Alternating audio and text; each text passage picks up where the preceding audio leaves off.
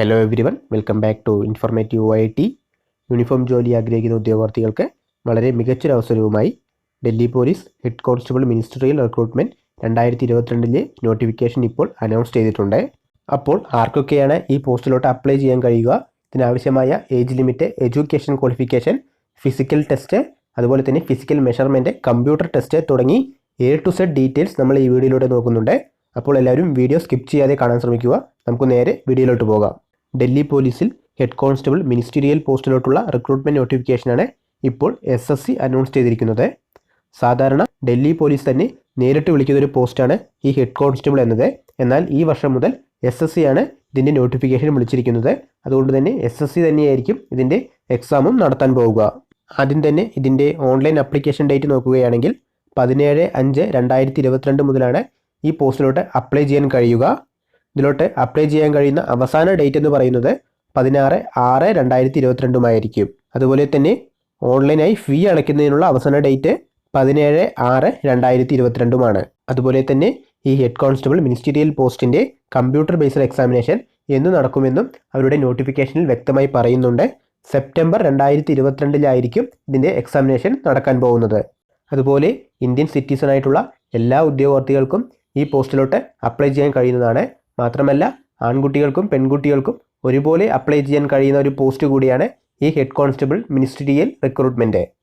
അടുത്തത് ഈ പോസ്റ്റിൻ്റെ salary scale നോക്കാം. പേ ലെവൽ 4 ആണ് ഈ പോസ്റ്റിലോട്ട് വരുന്നത്. അതായത് 25,500 ടു 81,100 ഇടയിലായിരിക്കും നിങ്ങളുടെ സാലറി ഈ പോസ്റ്റിലോട്ട് ലഭിക്കുക.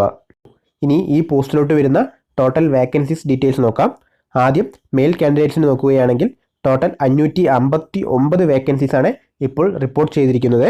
അതിൽ ഓപ്പൺ കാറ്റഗറീസിന് 503 വേക്കൻസീസും എക്സ് സർവീസ്മാൻ കാറ്റഗറീസിന് 56 വേക്കൻസീസ് എന്നിങ്ങനെയാണ് തിരിച്ചിരിക്കുന്നത്. ഈ ഓപ്പൺ കാറ്റഗറീസിൽ തന്നെ ഓരോ കാറ്റഗറി വൈസായിട്ട് നിങ്ങളുടെ വേക്കൻസീസ് എത്രയൊക്കെയാണെന്ന് ഇവിടെ നോട്ടിഫിക്കേഷനിൽ വ്യക്തമായി കൊടുത്തിട്ടുണ്ട്. അങ്ങനെയാണ് ടോട്ടൽ 503 വേക്കൻസീസ് ഓപ്പൺ കാറ്റഗറിയിൽ വരുന്നത്.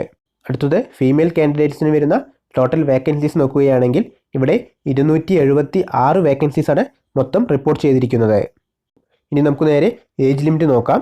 ഇവിടെ ഏജ് ലിമിറ്റ് 1/1/2002 അടിസ്ഥാനത്തിലാണ് കണക്കാക്കുന്നത്.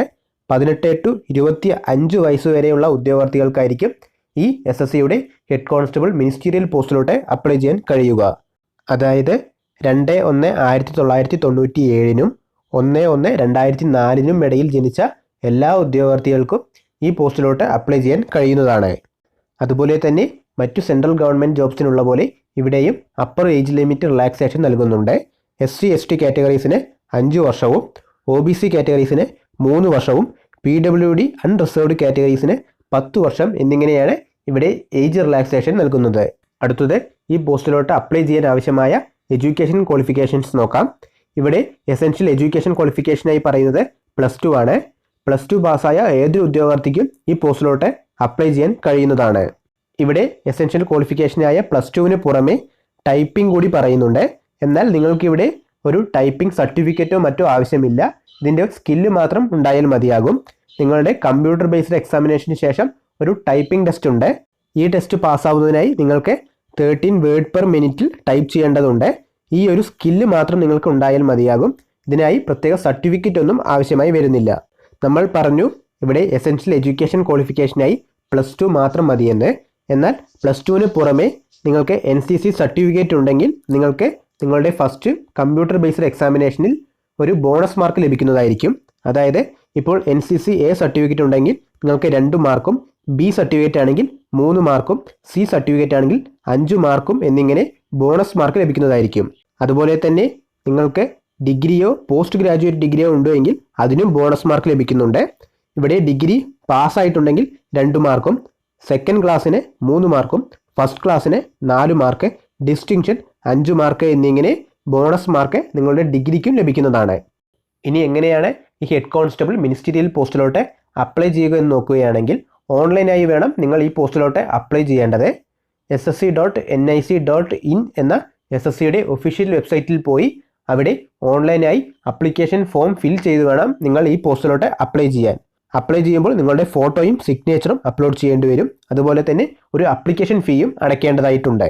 എങ്ങനെയാണ് ഈ SSC വഴി ഓൺലൈനായി അപ്ലൈ ചെയ്യുക എന്ന് അറിയാത്ത ഉദ്യോഗാർത്ഥികളുണ്ടെങ്കിൽ അവർക്കായി ഒരു വീഡിയോ നമ്മുടെ ചാനലിൽ മുന്നേ ചെയ്തിട്ടുണ്ട്. അതായത് എങ്ങനെ SSCയിൽ വൺ ടൈം രജിസ്ട്രേഷൻ കംപ്ലീറ്റ് ചെയ്യാമെന്നും അതുപോലെ ഒരു പോസ്റ്റിലോട്ട് എങ്ങനെ അപ്ലൈ ചെയ്യാമെന്നും 2 വീഡിയോ ആയിട്ടാണ് നമ്മുടെ ചാനൽ ചെയ്തിട്ടുള്ളത്. ആ 2 വീഡിയോയുടെ ലിങ്ക് താഴെ ഡിസ്ക്രിപ്ഷൻ ബോക്സിൽ കൊടുക്കാം.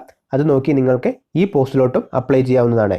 SSCയുടെ എല്ലാ പോസ്റ്റും ഏകദേശം ഒരേ മാതൃകയിലായിട്ട് തന്നെയാണ് നമ്മൾ അപ്ലൈ ചെയ്യേണ്ടത്. അപ്പോൾ ആ വീഡിയോ കാണുകയാണെങ്കിൽ എങ്ങനെ ഈ പോസ്റ്റിലോട്ട് അപ്ലൈ ചെയ്യാമെന്ന് നിങ്ങൾക്ക് മനസ്സിലാവുന്നതായിരിക്കും. അതുപോലെ തന്നെ ഇവിടെ ആപ്ലിക്കേഷൻ ഫീ വരുന്നത് 100 രൂപയാണ്. എന്നാൽ SC ST കാറ്റഗറീസിനും അതുപോലെ വുമൺ കാൻഡിഡേറ്റ്സിനും PWD കാറ്റഗറീസിനും ഈ ഫീസ് അടയ്ക്കേണ്ട ആവശ്യം വരുന്നില്ല. ഇനി നമുക്ക് എക്സാമിനേഷൻ സെൻറ്റേഴ്സ് നോക്കാം. നിങ്ങൾ ഈ പോസ്റ്റിലോട്ട് അപ്ലൈ ചെയ്യുകയാണെങ്കിൽ നിങ്ങൾക്ക് എക്സാമിനേഷൻ സെൻറ്റേഴ്സ് കേരളത്തിൽ തന്നെ ലഭ്യമാണ്. അവിടെ നിന്നും ഏതെങ്കിലും 3 സെൻറ്റേഴ്സ് നിങ്ങൾ അപ്ലൈ ചെയ്യുമ്പോൾ നിങ്ങൾക്ക് തിരഞ്ഞെടുക്കാവുന്നതാണ്. ഇവിടെ കേരളത്തിൽ എറണാകുളം, കണ്ണൂർ, കൊല്ലം, കോട്ടയം, കോഴിക്കോട്, തൃശ്ശൂർ, തിരുവനന്തപുരം എന്നീ സ്ഥലങ്ങളിൽ എക്സാമിനേഷൻ സെൻറ്റേഴ്സ് അവൈലബിൾ ആയിട്ടുണ്ട്. അടുത്തതായി ഈ പോസ്റ്റിൻ്റെ സെലക്ഷൻ പ്രോസസ്സ് അല്ലെങ്കിൽ മോഡ് ഓഫ് റിക്രൂട്ട്മെൻറ്റ് നോക്കാം. മൊത്തം 4 ഘട്ടങ്ങളിലൂടെയായിരിക്കും നിങ്ങളുടെ റിക്രൂട്ട്മെൻറ്റ് നടത്തുക. ആദ്യ ഘട്ടം കമ്പ്യൂട്ടർ ബേസ്ഡ് എക്സാമിനേഷൻ ആയിരിക്കും. SSC ആണ് ഈ എക്സാമിനേഷൻ നടത്തുന്നത്. 100 മാർക്സിനായിരിക്കും നിങ്ങളുടെ എക്സാം ഉണ്ടായിരിക്കുക. നിങ്ങൾക്ക് തരുന്ന ടൈം എന്ന് പറയുന്നത് 90 മിനിറ്റ് ആയിരിക്കും. അതുപോലെ തന്നെ ഇവിടെ നെഗറ്റീവ് മാർക്കുണ്ട്. 0.50 മാർക്കായിരിക്കും നിങ്ങളുടെ നെഗറ്റീവ് മാർക്കായി ഇവിടെ കണക്കാക്കുന്നത്. അടുത്ത ഘട്ടം എന്ന് പറയുന്നത് ഫിസിക്കൽ എൻഡുറൻസ് ടെസ്റ്റും മെഷർമെൻറ്റ് ടെസ്റ്റുമാണ്. എന്തൊക്കെ ടെസ്റ്റാണ് ഇതിൽ ഉൾപ്പെടുന്നത് എന്ന് വീഡിയോയുടെ അവസാന ഭാഗങ്ങളിൽ പറയുന്നുണ്ട്. അതുകൊണ്ട് വീഡിയോ സ്കിപ്പ് ചെയ്യാതെ കാണുക. ഈ ഫിസിക്കൽ ടെസ്റ്റ് പാസ്സാവുകയാണെങ്കിൽ നിങ്ങൾ നേരെ 3ാമത്തെ ഘട്ടത്തിലേക്ക് പോകുന്നതായിരിക്കും. അവിടെ കമ്പ്യൂട്ടർ ടൈപ്പിംഗ് ടെസ്റ്റാണ് ഉണ്ടായിരിക്കുക. 25 മാർക്സിനായിരിക്കും ഈ കമ്പ്യൂട്ടർ ടൈപ്പിംഗ് ടെസ്റ്റ് നിങ്ങൾക്ക് ഉണ്ടായിരിക്കുക. ഈ ടൈപ്പിംഗ് ടെസ്റ്റ് പാസ്സാവുകയാണെങ്കിൽ നിങ്ങൾ നേരെ 4ാമത്തെ ഘട്ടമായ കമ്പ്യൂട്ടർ ഫോർമാറ്റിംഗ് ടെസ്റ്റിലോട്ട് പോകുന്നതായിരിക്കും. അവിടെ ചോദിക്കുക MS Office, Word, Excel, PowerPoint തുടങ്ങിയ കാര്യങ്ങളായിരിക്കും. അപ്പോൾ ഈ 4 ഘട്ടങ്ങളാണ് നമ്മളുടെ ഡൽഹി പോലീസ് റിക്രൂട്ട്മെൻറ്റ് പ്രോസസ്സിൽ ഉൾപ്പെട്ടിരിക്കുന്നത്.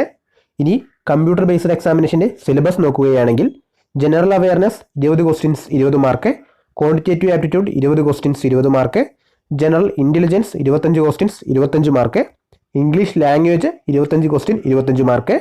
ഇവയ്ക്ക് പുറമെ computer fundamentals, MS Excel, MS Word, communication, internet തുടങ്ങി ഒരു 10 ക്വസ്റ്റ്യൻസ് 10 മാർക്ക് കൂടി ഉണ്ടായിരിക്കുന്നതാണ്.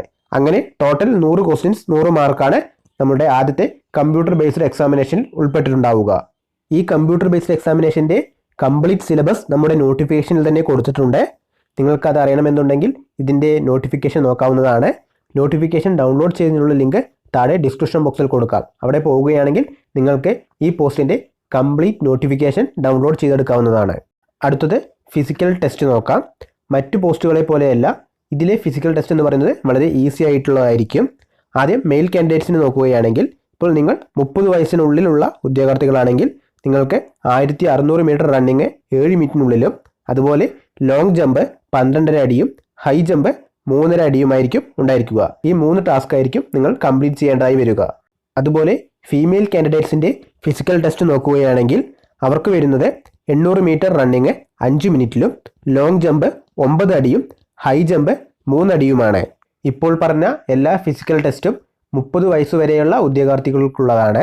30 വയസ്സിന് മുകളിലുള്ള ഉദ്യോഗാർത്ഥികൾക്ക് അതിൻ്റേതായ റിലാക്സേഷൻ നൽകുന്നുണ്ട്. ഫിസിക്കൽ എൻഡുറൻസ് ടെസ്റ്റ് പാസ്സാവുകയാണെങ്കിൽ പിന്നെ നേരെ അടുത്തത് പോകുന്നത് ഫിസിക്കൽ മെഷർമെൻറ്റ് ടെസ്റ്റിലോട്ടായിരിക്കും.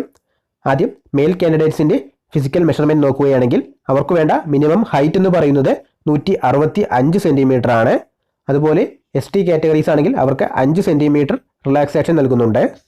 അതുപോലെ മെയിൽ കാൻഡിഡേറ്റ്സിന് ആവശ്യമായ മിനിമം ചെസ്റ്റ് എന്ന് പറയുന്നത് 78 സെൻറ്റിമീറ്ററും അതുപോലെ 4 സെൻറ്റിമീറ്റർ മിനിമം എക്സ്പാൻഷനുമാണ്. അതുപോലെ തന്നെ ഇവിടെയും ST കാൻഡിഡേറ്റ്സിന് 5 സെൻറ്റിമീറ്റർ റിലാക്സേഷൻ നൽകുന്നുണ്ട്. അടുത്തത് ഫീമെയിൽ കാൻഡിഡേറ്റ്സിന് ആവശ്യമായ മിനിമം ഹൈറ്റ് നോക്കുകയാണെങ്കിൽ 157 സെൻറ്റിമീറ്റർ ആണ് ഇവിടെ ആവശ്യമായ മിനിമം ഹൈറ്റ്. അതുപോലെ SC ST കാറ്റഗറീസ് ആണെങ്കിൽ അവർക്ക് 5 സെൻറ്റിമീറ്റർ റിലാക്സേഷനും നൽകുന്നുണ്ട്. അടുത്തത് ടൈപ്പിംഗ് ടെസ്റ്റ് നോക്കുകയാണെങ്കിൽ നിങ്ങൾക്ക് 25 മാർക്സിനുള്ള ഒരു ടെസ്റ്റ് ആയിരിക്കും ഉണ്ടായിരിക്കുക.